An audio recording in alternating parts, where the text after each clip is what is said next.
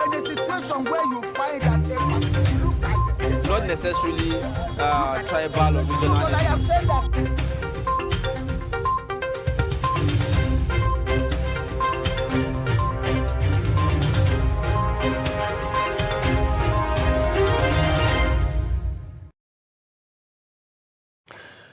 Welcome back, and this is the newspaper review of on Daybreak right here on Trust TV. Well, right here in the studio, we have a guest analyst that is going to help us in looking at these stories on the front pages of the dailies this lovely morning, and he's the general editor of Daily Trust newspaper, and he's right here with us in the studio. Good morning, sir, and welcome. Good morning. Yes, Mr. Hamza Idris, Good welcome morning. to the show. Thank you. All right, so we're going to start with the Daily Trust, of course. And well, there's a story that has generated lots of traffic concerning Stella Odua and her NYSC certificate, or the lack thereof. We were talking earlier, and I was like, we've been here before. We've seen the Kemi Adeosun issue and all that. Why do these things keep cropping up at this particular point in time?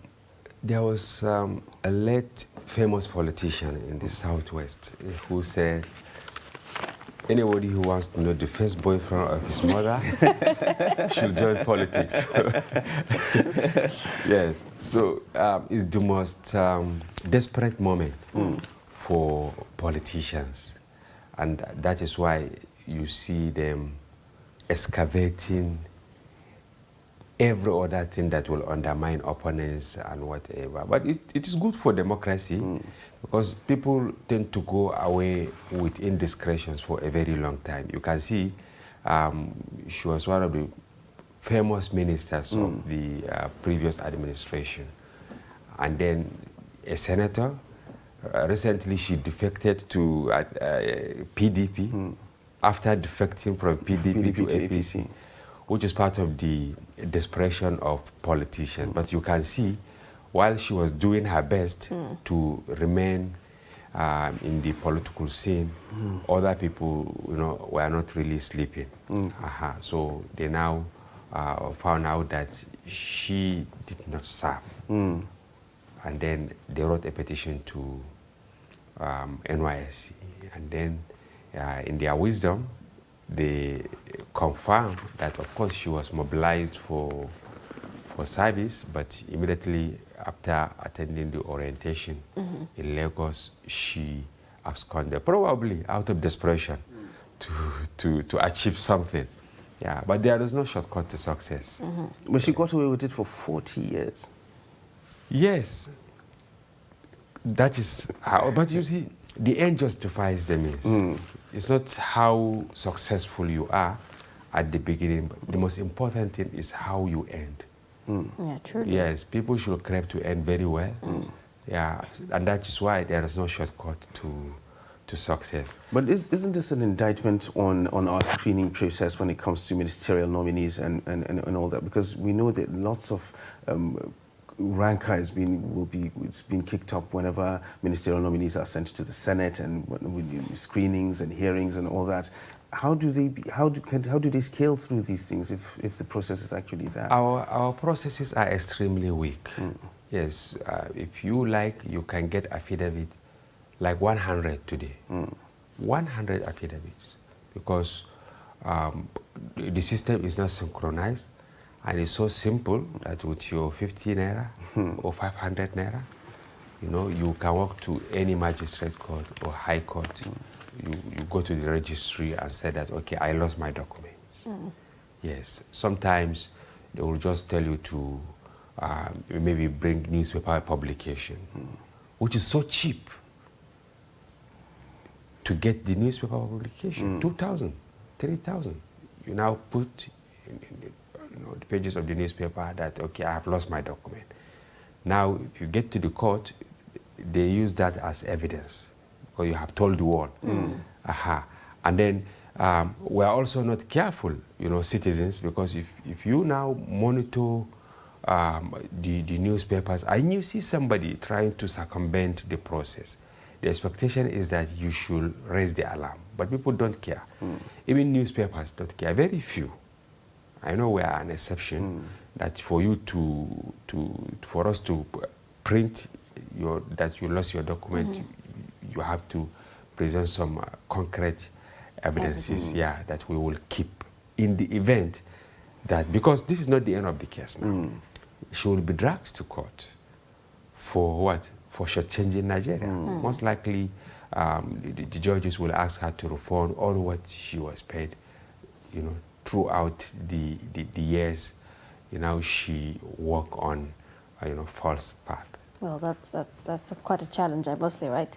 Now, to prevent, issues like this popping up, how important is it for us to have an effective database, to store information like this in the case of eventualities like this?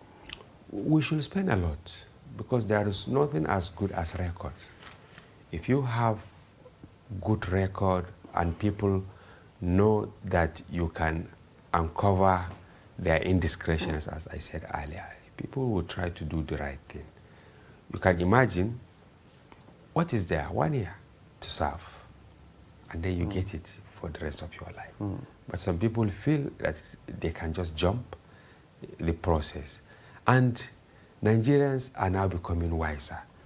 And that is why you can see during election season is the most desperate moment for politicians and the toughest time for us journalists, because all sorts of stories, all sorts of petitions, all sorts of blackmail, you see them coming to your corridor.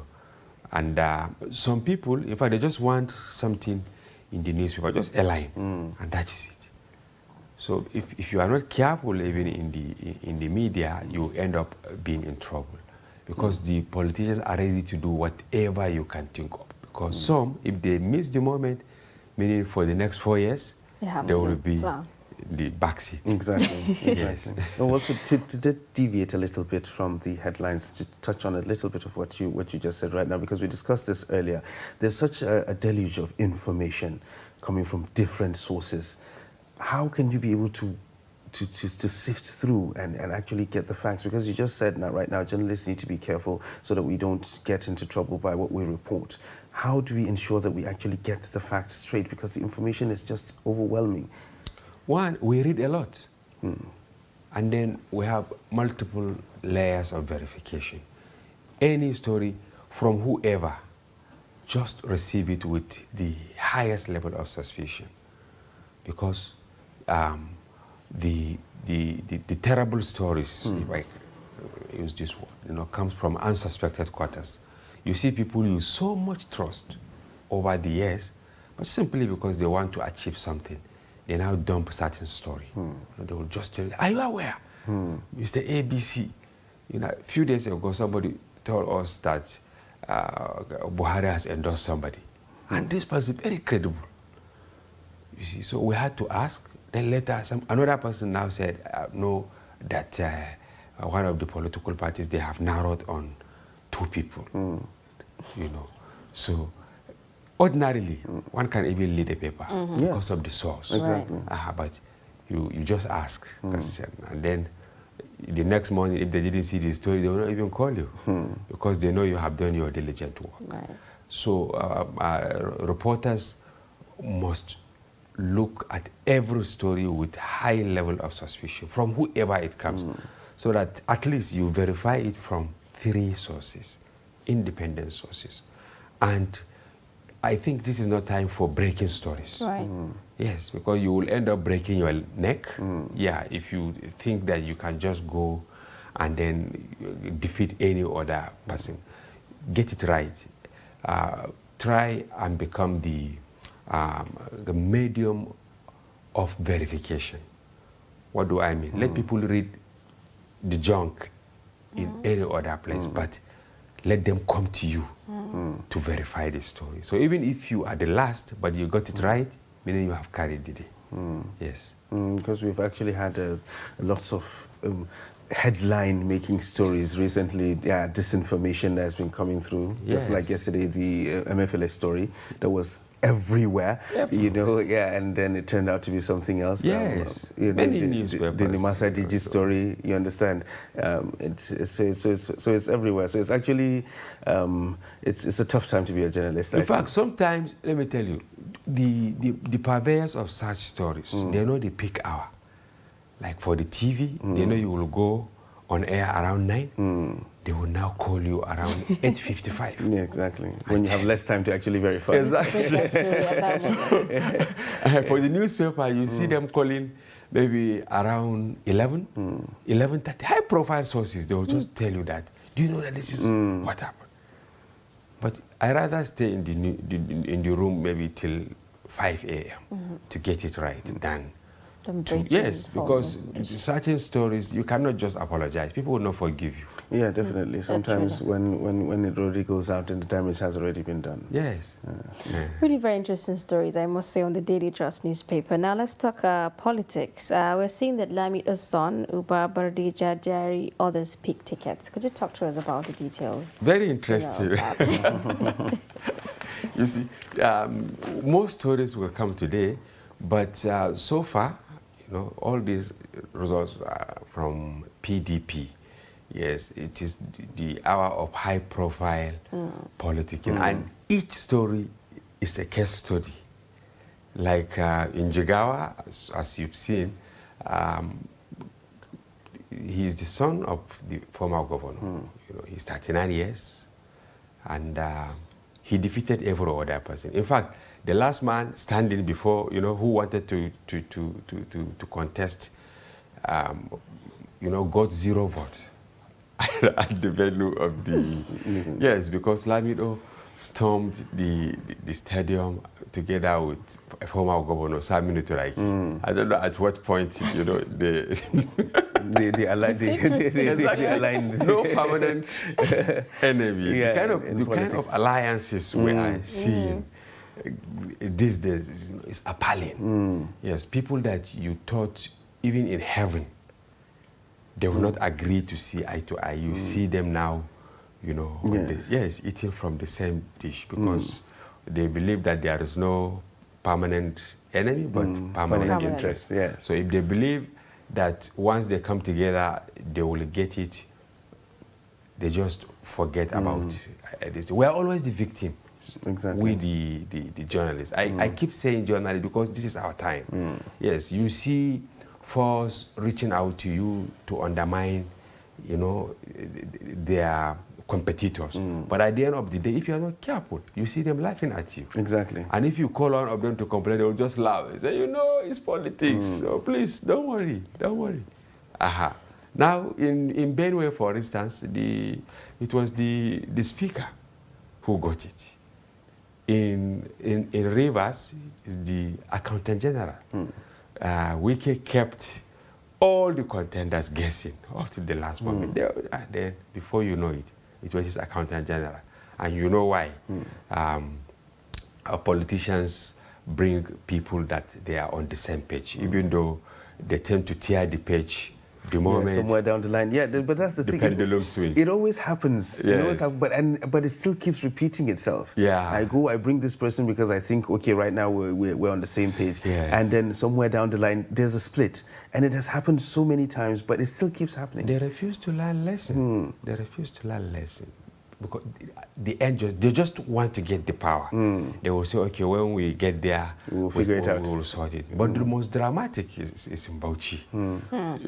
Yes. Really very interesting. It is quite interesting there in Yes, Bauchi. Yes. You see, the governor, maybe he wants to eat his cake and have it. Yes. And he don't want to put all his eggs in one basket. Yes, in one basket. Yeah. So, cunningly, he bought the form for the governorship. Which was very understated. Yes. You see, and then he bought the form for president. For the president. So people yesterday, curiously, they saw his name on the ballot and they challenged the organizers, even including observers and all that. But do you know what they said? That it was an error. Okay. Interesting. Yes. And the person who picked the ticket, guess who? His SSG.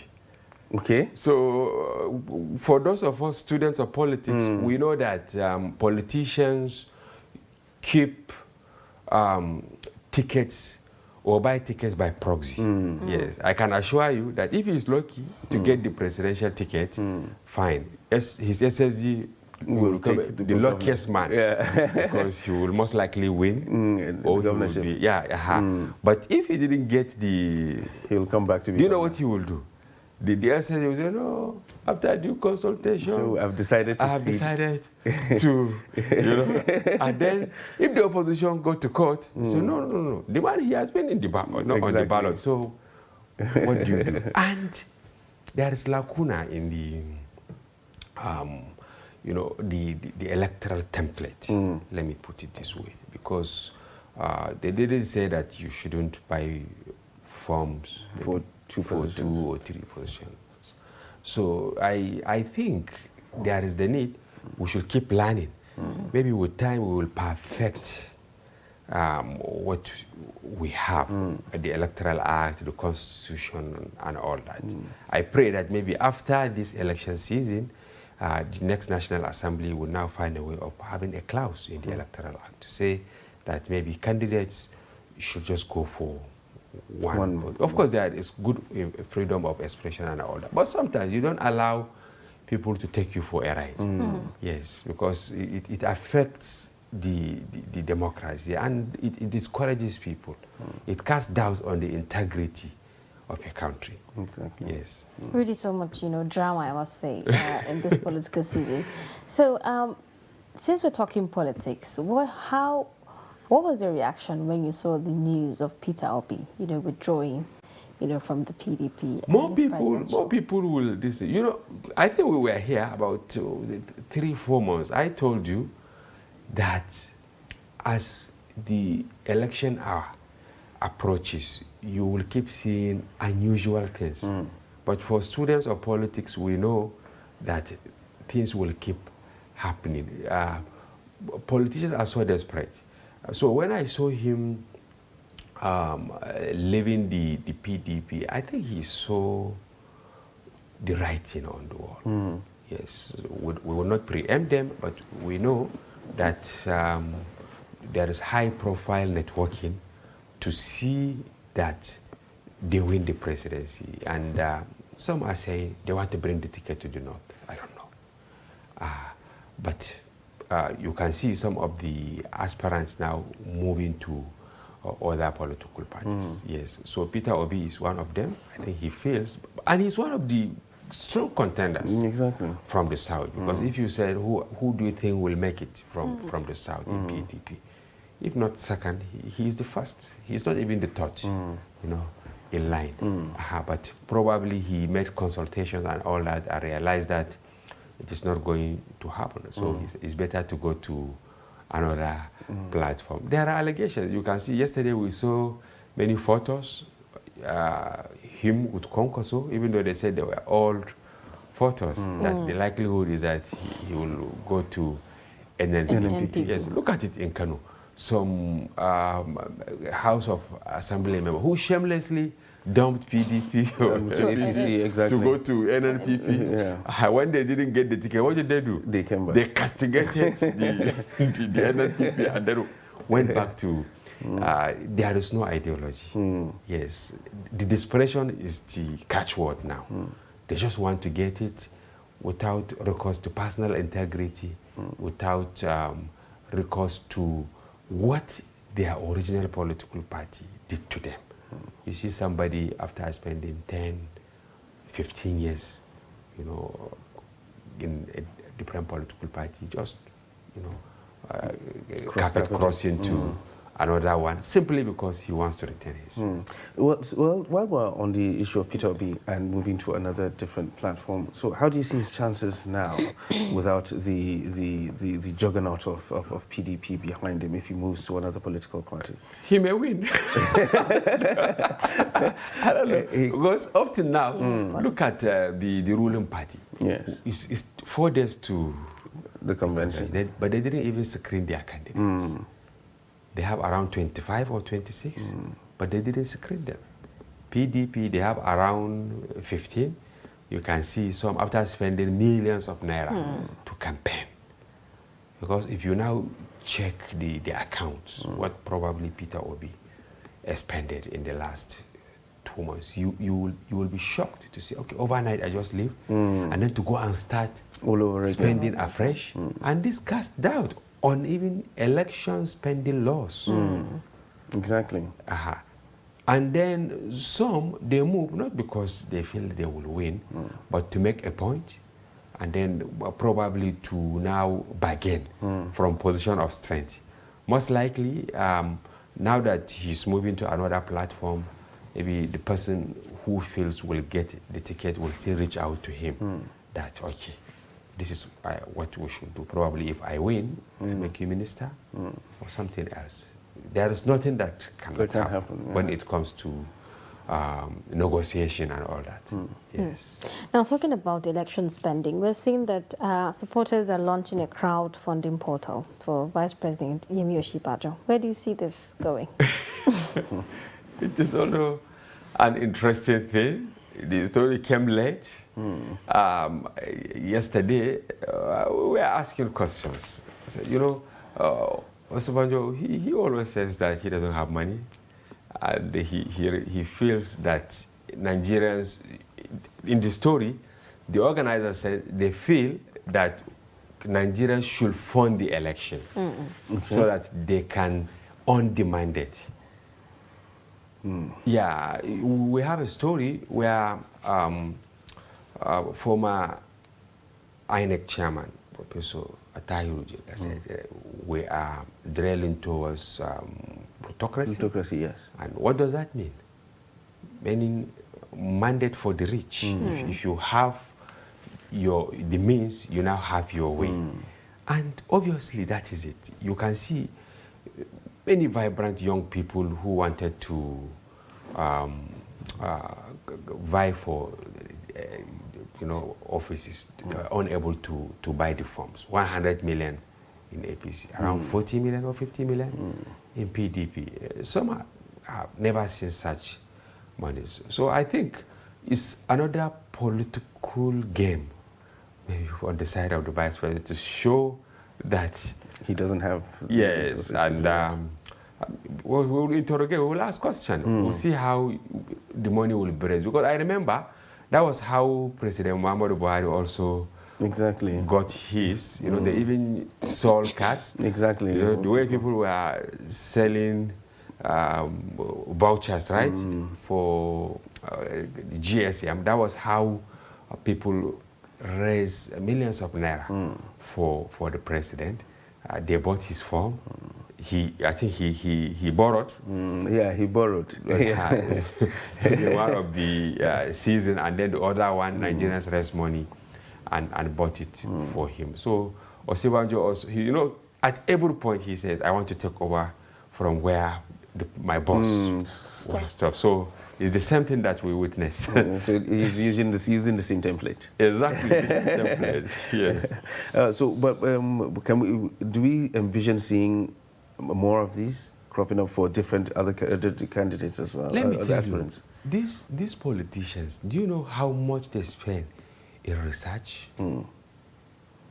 They spend millions of naira just to conduct research on how to appeal to the emotions of the vulnerable electorate.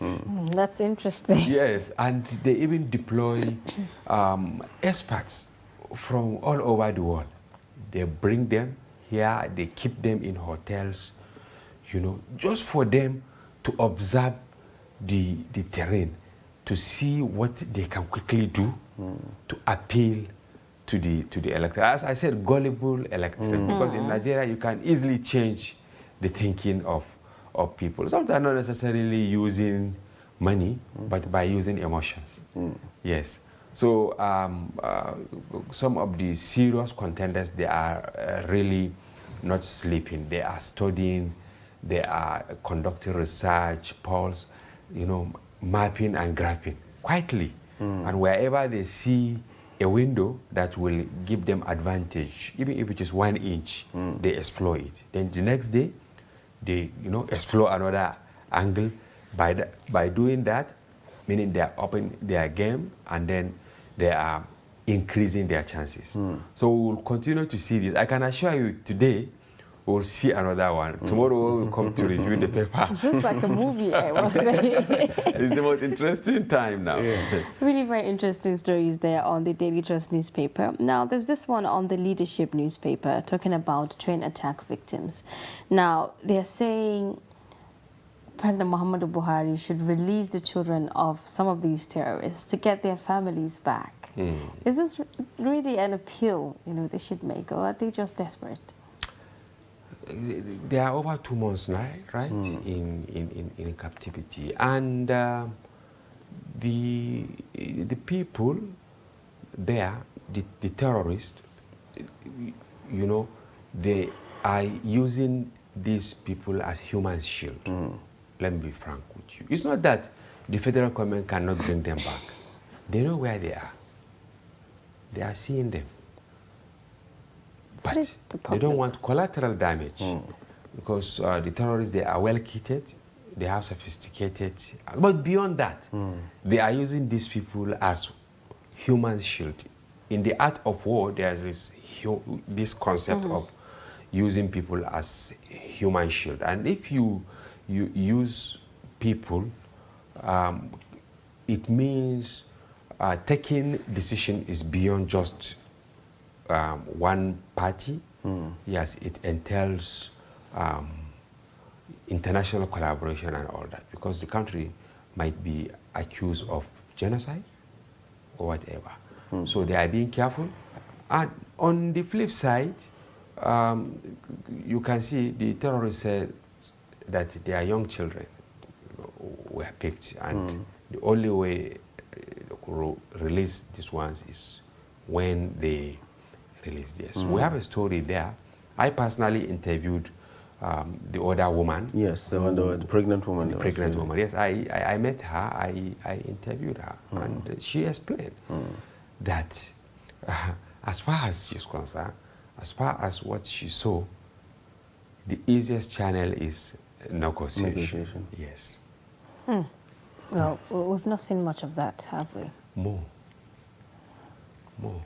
It has been happening. I have been covering this. I'm a security reporter, so I know that things like this is really delicate. Yes, and it will entail high-profile connectivity to sort it out. So there's lots of back channeling going on right now. No, so many things are happening. So many things are happening. But certain things cannot be said in the media. But I know that nobody is really sleeping. But you can see people who are frustrated, they keep asking questions. And that is why those seen in the short video released yesterday, you can see that they are distraught. And there is fear in them. Right. Yes, because the abductors keep telling them that very soon we will start taking you one after the other. And they know they can do it. So any opportunity they get, they will appeal to government that they should do the needful. But, the question that a lot of people are asking is, shouldn't the government be, communicating or giving some form of pep talk, to them that we're working on this, you should be patient, things like that, so that there's no much communication between that would have been nice, but many Nigerians, I don't want to give percentage, they have lost hope, they have lost confidence, and they don't take whatever government says, they don't take it serious. They feel it's the normal tantrum, if I can use this word. If they say, okay, we'll deal with them, we'll do this, and you see many people using other channels to rescue their people.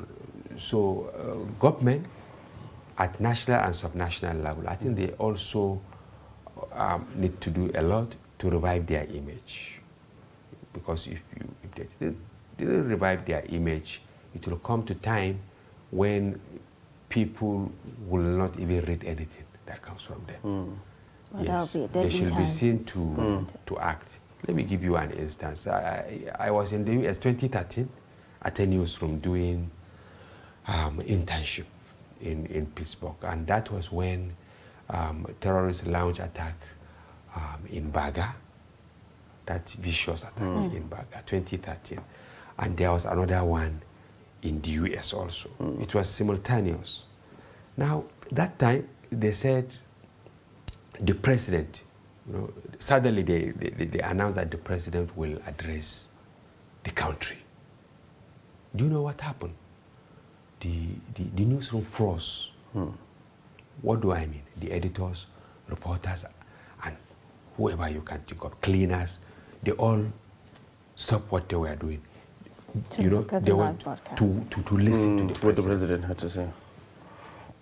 I don't think we have that here. Yes, Do we? and but for me, because I thought I continue working. It was a normal thing, yeah. Yes, one, Rosario, yes, she came, she grabbed, I was like, yes, the president is going to address the nation, you are here. You see, so I was, in fact, I wrote on that. I wrote on that. The patriotism, the confidence. It's not that the president will tell them that those people killed will come back. But I can assure you that after he finished, it was Barack Obama, I think. Yes, after he finished, see it's like he, Yeah. bathed their Confidence, yeah, They psychologically. started taking tea, They started yes, because he says that those who perpetrated the act, they will be caught. And in the next 48 hours, I think, they arrested them.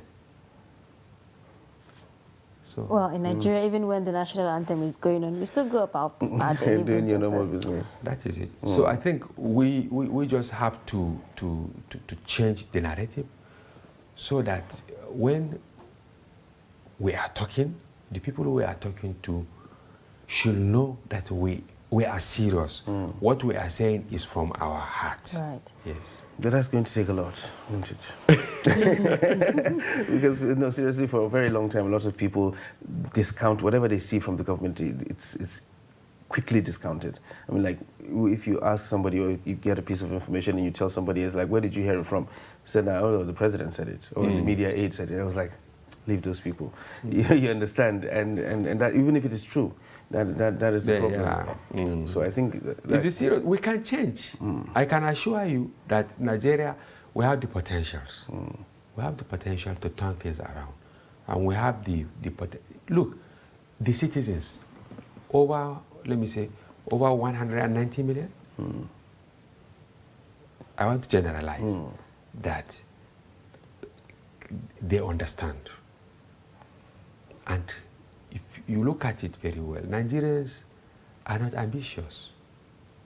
They're not ambitious. Truly, we're not. We just want to live our lives Yes, quietly. People, there are many people that they don't want anything from the government but to secure their lives. exactly, they can get by. If you are talking about water, people are ready to take water from the pond and drink. In the villages, people can, grow their garden, in the backyard. They maintain their small farms. They don't even want tractor. They use 1 or 2 cows, to till their farmlands. They're not asking for much. So I think serious people can turn around things. And even if you are a local government chairman, I think you can make a difference. And then you become a reference point for others. So people should not say, okay, because Mr. A, B, and C did not do the right thing, I will not also do the right thing. Do it in your own small way, and then, posterity will judge you right. Well, with this, we wrap up the newspaper review. Let's go on a quick break. When we come back, the program continues. Stay with us. But in a situation where you find that they must look at the same, Not necessarily tribal or regional. because I have said that